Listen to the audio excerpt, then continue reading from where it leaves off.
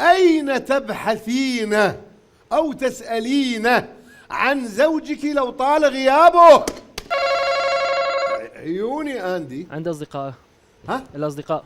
الأصدقاء. أسأل الأصدقاء.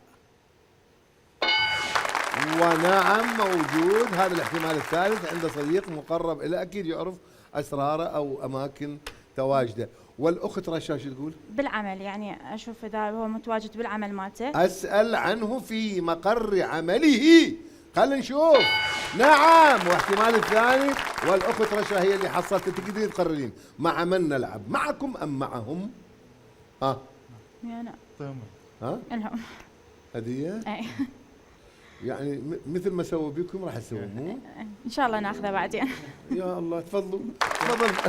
تفضل رشا. حلو حلو حلو حلو هذا.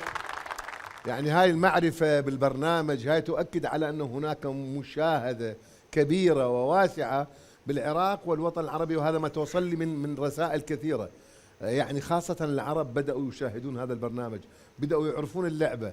وإذا أسأل ألين. سألنا 100 امرأة متزوجة، قلنا لهن أين أيتها المرأة المتزوجة أين تبحثين أو تسألين عن زوجك لو طال غيابه؟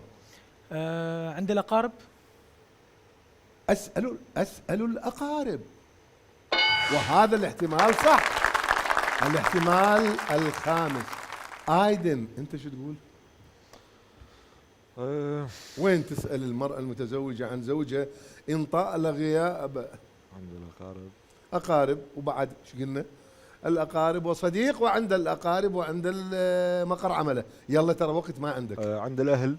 عند الأهل. العائلة مثلا الوالد منو؟ والوالدين مثلا الوالدين. عند أهله أبوه وأمه. خلينا نشوف. نعم. وهو أقوى احتمال عند أهله. وزياد يلا.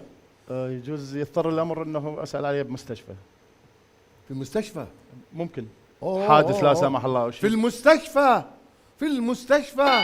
وهذا أيضا صح طبعا، لأنه ممكن الإنسان أن يتعرض إلى حادث معين أو سبب يروح إلى المستشفى، فتسأل عن المستشفيات. وأنت شو تقول؟ مركز شرطة. أخ مركز شرطة. صح. هذا يبدو زوجها يدور مشاكل. دير بالك رشا على زوج.